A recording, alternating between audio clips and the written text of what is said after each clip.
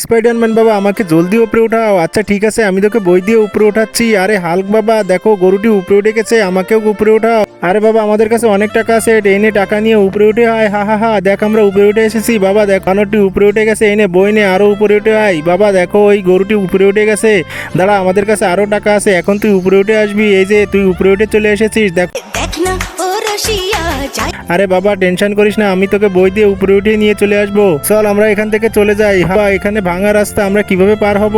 আরে আমাদের কাছে অনেক টাকা আছে, এই যে টাকা দিলাম, রাস্তা বানিয়ে ফেলেছি, এখন চলে যাব। আর চাই বাবা আমরা চলে যাই। আমরা তো পড়ে গেলাম। বাবা তাড়াতাড়ি চলো, আমরাও এখান থেকে চলে যাব। আরে বাবা রাস্তা তো ভাঙা, আমি অনেক পড়াশোনা করেছি, আমি এখানে পুল বানিয়ে দেব।